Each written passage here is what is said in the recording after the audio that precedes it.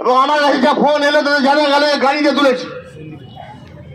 এখন আমাদের পারমিশন নেই, আমরা জানতাম, গতকালকে জানিয়েছে। আমাদের এখানে সভা চলবে, এই সভা কেন অ্যারেস্ট হলো? আমাদের যদি অ্যারেস্টই করলো তাহলে অন্তত ডিএম অফিসের ভিতরে ওদেরকে ঢুকতে দিতে হবে। এই সভায় এখন সভাপতিত্ব করার জন্য আমি কমরেড সাইফুল ইসলামের নাম প্রস্তাব করছি। সাইফুল কই? আমি এই নাম সমর্থন করছি।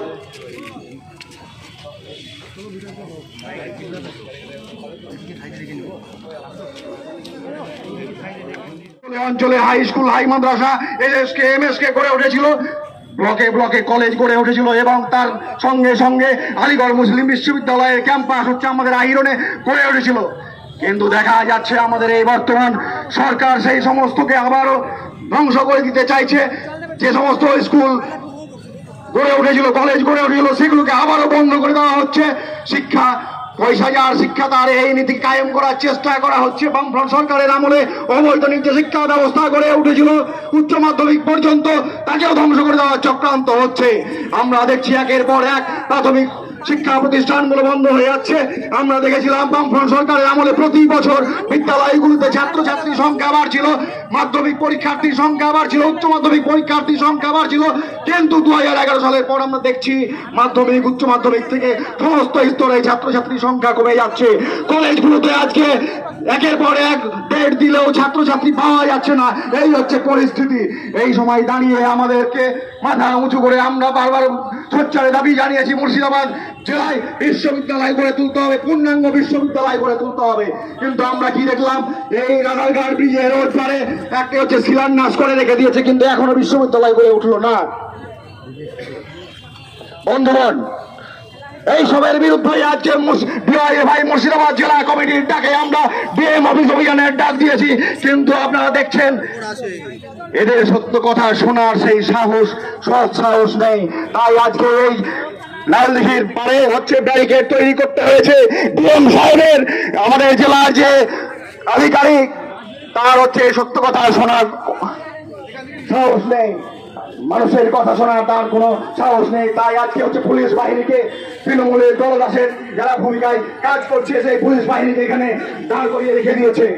আপনাদেরকে আবার অভিনন্দন জানাই। আমাদের এই লড়াই সংগ্রাম শুধুমাত্র আজকে কয়েকজন কমরেডকে গ্রেফতার করেছে, এই শেষ হয়ে যাবে না, আমাদের লড়াই সংগ্রাম চলবে। আপনারা সেই লড়াই সংগ্রামে অংশগ্রহণ করবেন, এই আহ্বান আপনাদেরকে জানাই। একই সঙ্গে এবারে বক্তব্য রাখার জন্য আমাদের রাজা কমরেড আমাদের মিছিল থানার অভিমুখে যাবে। আপনারা অভিমুখটা ধরিয়ে নিন।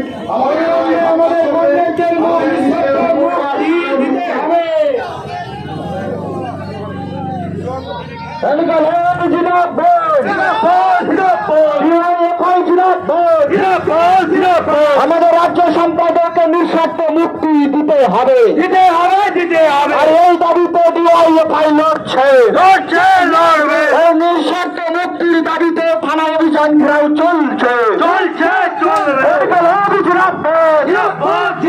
তাই তো বলি, লড়াই, লড়াই, লড়াই চাই, লড়াই করে বাঁচতে চাই, লড়াই, লড়াই, লড়াই চাই, লড়াই করে বাঁচতে চাই। আমাদের রাজ্য সম্পর্কে নিঃস্বার্থ ভাবে মুক্তি দিতে হবে, দিতে হবে, দিতে হবে। রাজ্য সম্পর্ক সভাপতিকে নিঃস্বার্থ মুক্তি দিতে হবে, দিতে হবে, দিতে হবে। এই দাবিতে খানা ঘোরাও কর্মসূচি চলছে, চলছে, চলবে।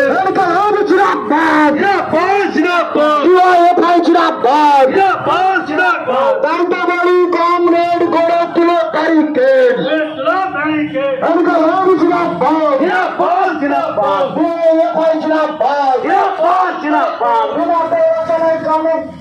রাজ্য সম্পাদককে গ্রেপ্তার করা হলো, কার স্বার্থে পুলিশ প্রশাসন জবাব গ্রেপ্তার করা হলো, ওখানে রাজ্য নেতৃত্বকে পুলিশ প্রশাসন জবাব দাও, জবাব দাও। অবিলম্বে রাজ্য নেতৃত্বকে কোনো কিছু করার পরিকল্পনা ছিল না। 5 মিনিট সময় দাও, নাহলে যাবো থানায়। আমরা 5 মিনিট পুলিশকে সময় দিলাম, বলো। দুটো 3:20 বাজছে, 3:10, 3:10, 3:15, 5 মিনিট টাইম দাও, 5 মিনিট। আমরা 1 মিনিটও টাইম দিতে চাইছি না। অলরেডি নিয়ে চলে গেছে থানায়।